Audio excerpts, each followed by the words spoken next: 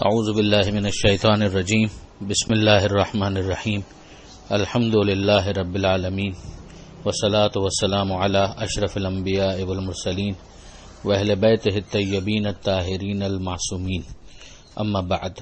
سورہ مبارکہ مائدہ آیت نمبر 90 سے آیت نمبر 95 90 to 95۔ بسم اللہ الرحمن الرحیم۔ يا أيها الذين آمنوا إنما الخمر والميسر والأنصاب والأزلام رجس من عمل الشيطان فاجتنبوه لعلكم تفلحون إنما يريد الشيطان أن يوقع بينكم العداوة والبغضاء في الخمر والميسر ويصدكم عن ذكر الله وعن الصلاة فهل أنتم منتهون وَأَطِيعُوا اللَّهَ وَأَطِيعُوا الرَّسُولَ وَاحْذَرُوا فَإِن تَوَلَّيْتُمْ فَاعْلَمُوا أَنَّمَا عَلَى رَسُولِنَا الْبَلَاغُ الْمُبِينُ لَيْسَ عَلَى الَّذِينَ آمَنُوا وَعَمِلُوا الصَّالِحَاتِ جُنَاحٌ فِيمَا طَعِمُوا إِذَا مَا اتَّقَوا وَآمَنُوا وَعَمِلُوا الصَّالِحَاتِ ثُمَّ اتَّقَوا وَآمَنُوا ثُمَّ اتَّقَوا وَأَحْسَنُوا وَاللَّهُ يُحِبُّ الْمُحْسِنِينَ يا أيها الذين آمنوا ليبلونكم الله بشيء من الصيد تناله أيديكم ورماحكم ليعلم الله من يخافه بالغيب فمن اعتدى بعد ذلك فله عذاب أليم يا أيها الذين آمنوا لا تقتلوا الصيد وأنتم حرم ومن قتله منكم متعمدا فجزاء مثل ما قتل من النعم يحكم به ذوى عدل منكم هديا بالغ الكعبة أو كفارة طعام مساكين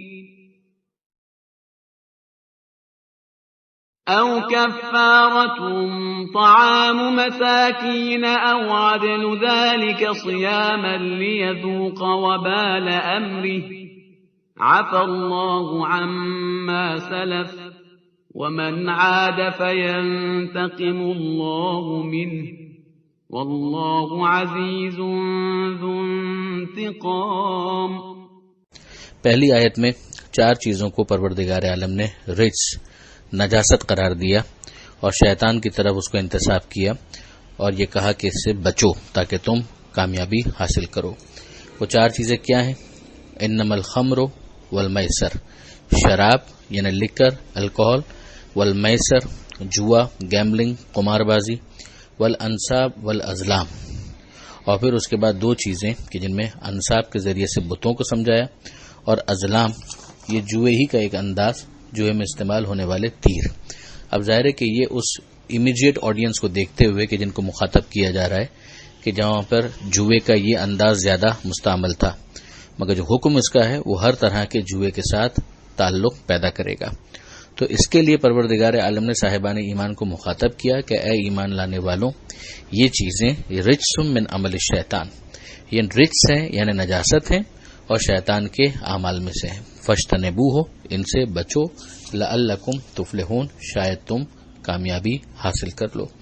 یہ شراب اور قمار یعنی جوئے کی حرمت کے اوپر بڑی مستحکم آیت ہے اور بہت مستحکم دلیل ہے کہ جس کو فقہا نے دلیل اور استدلال کے منزل پر پیش بھی کیا ہے۔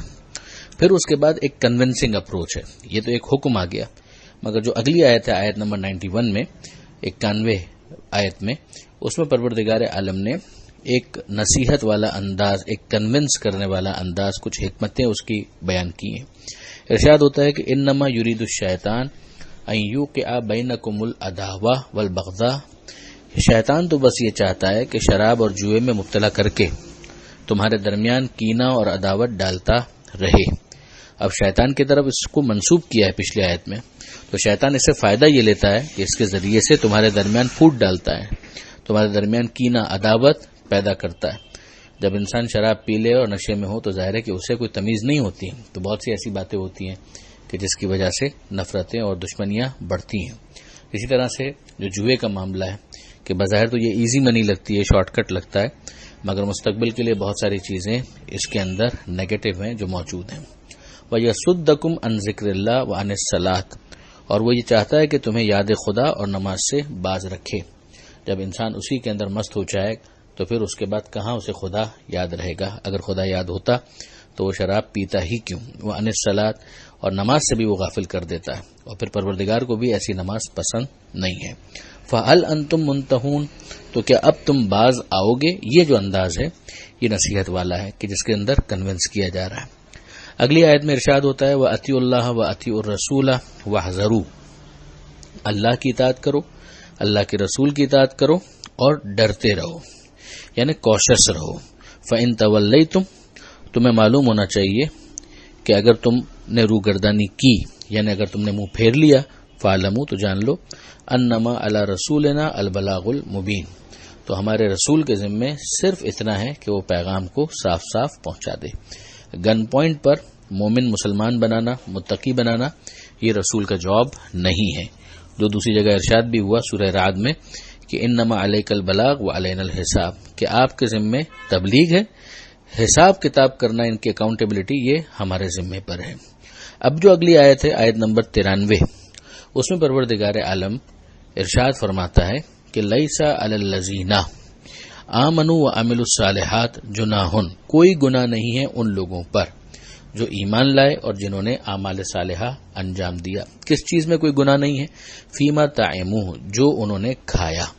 اس کو بہت سے مفسرین نے ماضی کے ساتھ لنک کیا ہے کہ اگر ایک حکم آیا ہے کسی چیز کی حرمت کا، کسی چیز کے حرام ہونے کا، اور اگر ماضی کے اندر کسی نے جو کہ اس وقت مومن ہے اور اعمال صالحہ انجام دے رہا ہے، لیکن ماضی کے اندر اس نے اس حرام چیز سے استفادہ کیا تھا، جب یا تو اس کی حرمت یا اس کا حرام ہونا واضح نہیں تھا، یا اگر واضح بھی تھا تو وہ مومن ہی نہیں تھا، یعنی وہ دائرہ اسلام میں ہی داخل نہیں ہوا تھا، تو پھر اس کی کیا ذمہ داری بنے گی؟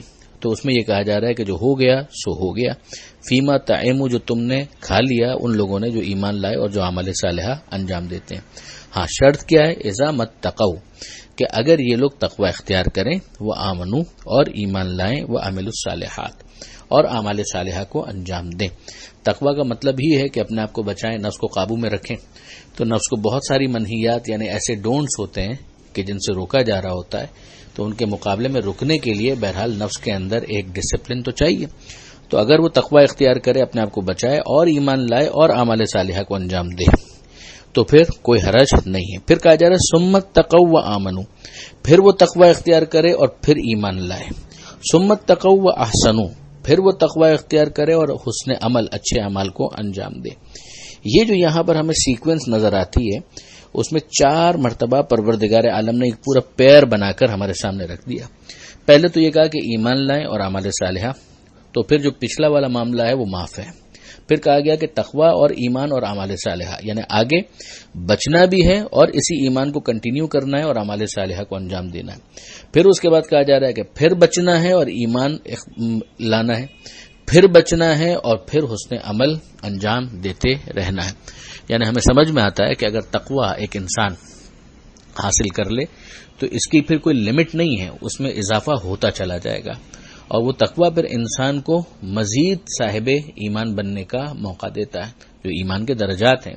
تو اگر ایک انسان اس تقوی کو اختیار کرے تو نتیجہ یہ نکلے گا کہ اگر وہ ایمان کے دوسرے درجے پر ہے تو تیسرے درجے پر جائے گا، تیسرے درجے پر ہے تو چوتھے درجے پر جائے گا، چوتھے پر ہے تو 5ویں درجے پر جائے گا۔ یہی بات اعمال کے حساب سے بھی ہے کہ وہ جو عمل وہ انجام دے رہا ہے وہ آہستہ آہستہ اس کے عمل کے اندر ایک بیوٹی، ایک حسن وہ لے کر آئے گا، وہ نفس کے اندر راسخ ہوتا چلا جائے گا، اس کے اخلاق کا حصہ بنتا چلا جائے گا۔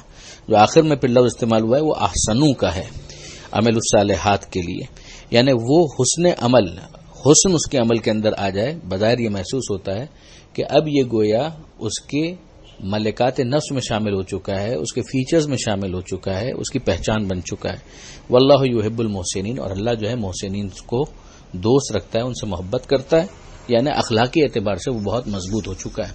اس کو یوں سمجھیے کہ پہلے مرحلے میں اگر ایک انسان صدقہ دے رہا ہے تو یہ صدقہ ہو سکتا ہے کہ اس کے اخلاق کا حصہ نہ ہو، لیکن جب یہ صدقہ دیتے دیتے وہ اس پوزیشن میں آ جاتا ہے کہ جہاں وہ سخی بن جائے، تو یہ سخاوت کا تعلق اس کے نفس کے ساتھ ہے کہ جہاں یہ حسن اس کے اندر آ چکا ہے، اب وہ اس صدقے دینے کو بھی انجوائے کرتا ہے، اسے یہ چیز پرابلم کریٹ نہیں کرتی ہے، وہ اسے اپنی جیب کے اوپر بوجھ نہیں سمجھتا، بلکہ وہ اس میں پوری طریقے سے ڈھل چکا ہے۔ یا ایھا الذین آمنوا، اب اگلی آیت، اے ایمان لانے والوں، لَيَبْلُوَنَّكُمُ اللَّهُ بِشَيْءٍ مِّنَ الصَّيْدِ، اللہ تمہارا امتحان لے گا اور یقیناً لے گا، تھوڑا امتحان شکار کے ذریعے سے بھی لے گا۔ تَنَالُهُ أَيْدِيكُمْ وَرِمَاحُكُمْ، جسے تم اپنے ہاتھوں سے بھی پکڑ سکتے ہو اور اپنے نیزوں سے بھی پکڑ سکتے ہو، یعنی اسلحے سے بھی پکڑ سکتے ہو۔ لِيَعْلَمَ اللَّهُ مَن يَخَافُهُ بِالْغَيْبِ، کیونکہ اللہ جاننا چاہتا ہے کہ کون اس کا خوف رکھتا ہے بالغیب، بغیر خدا کو دیکھے ہوئے۔ تو سارا امتحان ہی اس بات کا ہے، اگر پروردگار عالم نے یہ مہلت نہ دی ہوتی تو پھر امتحان کس چیز کا تھا؟ امتحان جڑا ہوتا ہے غیب کے ساتھ، جس کے اندر مہلت موجود ہو۔ جس چیز سے امتحان لیا جائے گا وہ یہاں پر مینشن کیا جا رہا ہے کہ شکار، تو شکار ویسے تو حرام نہیں ہے، اگر حلال گوشت جانور ہے تو اس کا شکار جائز ہے اپنی شرائط کے ساتھ، مگر حالت احرام میں اور خاص طور پر اگر ایک انسان حرم میں ہے تو پھر اس کے لیے جائز نہیں ہے کہ وہ شکار کرے۔ نہ فقط یہ کہ شکار کر نہیں سکتا بلکہ اشارہ بھی نہیں کر سکتا، اور اگر کسی اور نے شکار کیا ہو تو اس گوشت سے وہ استفادہ بھی نہیں کر سکتا اگر وہ حالت احرام میں ہے۔ تو یہاں پر یہ کہا جا رہا ہے کہ اس ذریعے سے تمہارا امتحان لیا جائے گا۔ یہ امتحان، اس کا شان نزول بھی بیان کیا گیا کہ جب مسلمان جا رہے تھے مکہ کی جانب اور عمرے کی نیت سے جا رہے تھے تو اس وقت غول کے غول ان جانوروں کے ایزیلی ایکسیسیبل تھے کہ ان کو ہاتھوں سے بھی اگر وہ پکڑنا چاہتے اور شکار کرنا چاہتے تو شکار کر سکتے تھے، مگر یہ پروردگار عالم نے امتحان لیا۔ اب بعد میں بھی جتنے افراد ہیں جب وہ حالت احرام میں ہوں تو ان کے لیے بہرحال یہ ایک امتحان کی منزل ہے کہ وہ پروردگار عالم کی طرف سے مقرر کردہ اس حد کو کس طریقے سے آنر کرتے ہیں، کس طرح سے اس کی رسپیکٹ کرتے ہیں۔ تو پروردگار فرماتا ہے فَمَنِ اعْتَدَىٰ بَعْدَ ذَٰلِکَ، اگر کوئی تجاوز کرے، اپنی لمٹس کو کراس کرے اس کے بعد، فَلَهُ عَذَابٌ عَلِيمٌ، تو اس کے لیے دردناک عذاب ہے۔ اگلی آیت جو اس سلسلے کی اس صفحے کی آخری آیت ہے اس میں ارشاد ہوتا ہے اسی صید سے متعلق، یعنی شکار سے متعلق، کہ یا ایھا الذین آمنوا، اے ایمان لانے والوں، لا تقتلوا الصید وانتم حرم، کہ شکار کو قتل مت کرو، یعنی وہ شکار جس جانور کو کیا جاتا ہے اس کو قتل مت کرو، وانتم حرم، جبکہ تم حالت احرام میں ہو، ومن قتلہ منکم متعمدا، اور جو تم میں سے اسے قتل کرے گا جانتے بوجھتے، فجزاء، تو اس کی پھر جزا کیا ہے، یعنی اس کو کیا پینلٹی دینی ہوگی، مثل ما قتل من النعام، جو اس نے قتل کیا ہے جانور اس جیسا چوپایا اسے کفارے کے طور پر دینا پڑے گا، یعنی ویسا ہی ایک جانور۔ اب ممکن ہے کہ جانور وہ ہو کہ جو حلال گوشت جانور ہی نہیں ہے لیکن اس کا شکار ہو گیا، تو اس جیسا ملتا جلتا، جس کے لیے فقہا نے یہ کہا کہ ممکن ہے کہ ایک ایسا جانور ہو کہ جو اونٹ سے مشابہت رکھتا ہے تو اونٹ پھر قربان کرنا پڑے گا، اگر گائے سے مشابہت رکھنے والا جانور ہے تو اس گائے کو پھر قربان کرنا پڑے گا، اور بعض نے اس کے اندر یہ بھی کہا کہ اس کی قیمت دینا بھی کافی ہوگا۔ یحکم بہ ذوی عدل منکم، اور اس کا فیصلہ کون کرے گا کہ یہ جانور اس جیسا ہے، اس کا فیصلہ دو عادل افراد کریں گے۔ ہدیم بالغ الکعبہ، یہ قربانی ہوگی کہ جو کعبے تک پہنچائی جائے گی، یعنی پھر وہاں کے فقراء میں اسے تقسیم کیا جائے گا۔ او کفارۃ طعام مساکین، اور یا پھر اس کا ایک دوسرا آپشن بھی ہے کہ مسکین یعنی فقراء کو کھانا کھلا دیا جائے۔ او عدل ذالک صیامن، یا اس کے عوض میں روزے رکھے جائیں۔ یہ کتنا کھانا کھلایا جائے، کتنے مسکینوں کو اور کتنے روزے رکھے جائیں، تو اس کے لیے فقہا نے اس بات کو لکھا کہ جو جانور کی قیمت بنتی ہے اس کے برابر یعنی اتنا کھانا مساکین کو کھلا دیا جائے. اور روزوں کے حساب کے لیے ایک مد جو 750 گرام آٹا بنتا ہے تو 750 گرام آٹے کے حساب سے دیکھا جائے گا کہ کتنی قیمت بن رہی ہے.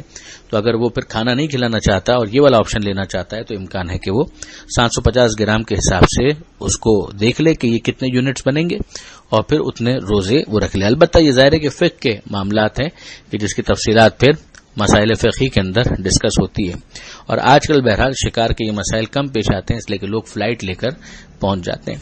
لَيَذُوقَ وَبَالَ أَمْرِهِ یہ سب کس لیے یہ کفارہ تاکہ لوگ جو کام غلط ہو گیا ہے اس کا وبال یعنی اس کا تھوڑا سا ایک پنشمنٹ والا اس کی پاداش کا مزہ چکھ لے. عَفَا اللَّهُ عَمَّا سَلَفَ جو ہو گیا اللہ اس کو معاف کرتا ہے. وَمَنْ عَادَ فَيَنْتَقِمُ اللَّهُ مِنْهُ اور اگر آپ کوئی واپس ایسا کرے گا تو اللہ اس سے انتقام لے گا. وَاللَّهُ عَزِيزٌ ذُو انتقام اور اللہ زبردست ہے اور انتقام لینے والا ہے. اس پر یہ صفحہ مکمل ہوتا ہے. بس ایک بات پر غور کیجیے اور سارے مسلمان اور سارے انسان غور کریں کہ وہ خدا کہ جو حرام ہونے کے بعد ایک جانور کے قتل کو بھی پسند نہیں کرتا اور اس کے لیے کہتا ہے کہ اللہ انتقام لے گا. تو اگر کوئی بے گناہ انسانوں کو قتل کر دے صرف اپنی نفرت کی وجہ سے تو کیا پروردگار عالم اسے چھوڑ دے گا؟ یہی وہ چیز ہے جو سورہ مائدہ کے اندر ہم پڑھ چکے ہیں کہ ایک بے گناہ کا قتل پوری انسانیت کا قتل ہے. پروردگار عالم سے دعا ہے قرآن مجید سمجھنے اور اس پر عمل کرنے کی توفیق عطا فرما اور وارث قرآن امام زمانہ کے ظہور میں تعجیل فرما.